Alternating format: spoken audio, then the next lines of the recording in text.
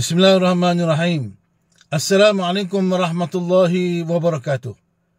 Muslimin muslimat, sahabat-sahabat, mudah-mudahan anda dan keluarga anda sejahtera, bahagia, sentiasa dalam redha Allah, dimurahkan rezeki oleh Allah Subhanahu wa taala. Muslimin yang saya benarkan, saya sahabat anda dalam motivasi, Abu Hasan Al-Asy'ari. Muslimin yang saya benarkan, tajuk kita punya diskusi pada petang ni ialah apa hukum mentaati pemimpin. Wajibkah kita taat kepada pemimpin? Dan itulah soalan yang kita bincang lepas solat maghrib bersama anak-anak saya semalam. Muslimin yang sebenarkan, jadi dalam Quran ada disebut, ati'ullah wa ati'ur rasul wa ulil amri minkum. Ta'ala kamu kepada Allah, ta'ala kamu kepada Rasul dan pemimpin antara kamu. Mana-mana pemimpin yang dilantik antara kamu, yang terpilih antara kamu, maka taatilah mereka. Muslimin yang sebenarnya, dalam penerangan saya semalam, saya bagi tahu pada anak-anak saya, ati'ullah disebut ati'ullah. Dan ada perkataan ati'ullah, ta'ala kamu kepada Allah. Ada perkataan ati'u. Wa ati'ur rasul, ta'ala kamu kepada pemimpin. Ada disebut perkataan ati'u. Wa ulil amri minkum, dan pemimpin antara kamu. Tak disebut ati'u. Nak bagi tahu kepada kita bahawa, nak jelaskan kepada kita bahawa taat kepada Allah adalah ketaatan yang mutlak. Tak boleh, suka tak suka, wajib taat kepada Allah, patuh kepada perintah Allah. Ati'ur rasul, ada disebut perkataan ati'u, ta'ala kamu kepada Rasul. Ada perkataan ati'u, nak bagi tahu apa saja yang Nabi ajar, maka kita wajib taat dan patuh.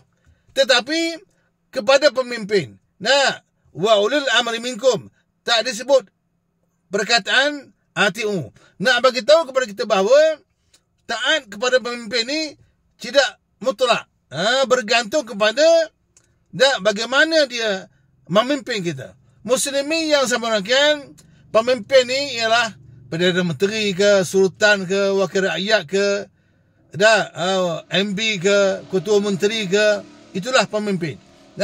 Jadi kalaulah pemimpin tu taat kepada Allah, dia suruh kita taat kepada Allah, maka kita wajib taat. Dia mengajak kita kepada ma'ruf, maka kita wajib taat. Tetapi kalau pemimpin tu menyuruh kita kepada rasuah, salah guna kuasa, salah guna duit kerajaan, berjoget-joget, menari-nari, kalaulah pemimpin tu menyebut hidup Israel, kita tak wajib taat. Bahkan kita wajib menegur mereka dan mengajak mereka kepada kebenaran, insyaAllah. Jadi muslimin yang saya benarkan, la ta'ati li makhlukin fi ma'siyatul khaliq. Tidak ada ketaatan kepada makhluk apa yang bercanggah dengan khaliq. Kalaulah dia punya arahan, pemimpin tu punya arahan, yang baik, kita mesti taat. Kamu kena solat, kamu kena belajar rajin-rajin, jangan bergaduh suami isteri, jangan rasuah. Kita wajib taat pemimpin macam ni. Tapi kalaulah pemimpin tu dia pun mengamalkan liberal, dia pun mengamalkan benda-benda yang bercanggah dengan agama, dia pun tidak adil, dia suka rasuah, dia cakap orang jangan rasuah, tapi dia lah rasuah, maka kita tak wajib taat. Jadi muslimin yang saya benarkan, pemimpin ni siapa? Kalau di sekolah, guru besar. Kalau di rumah, suami. Kalau di pejabat, bos lah, majikan. Jadi pekerja-pekerja wajib taat kepada bos. Anak-anak wajib taat kepada ayah, ibu.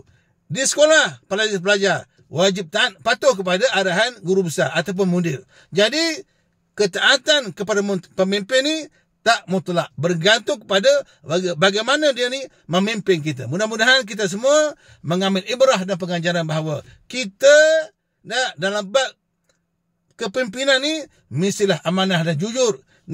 Kullukum ra'in wa kullu ra'in mas'ulun 'anil ra'iyati. Semua kamu ni pemimpin.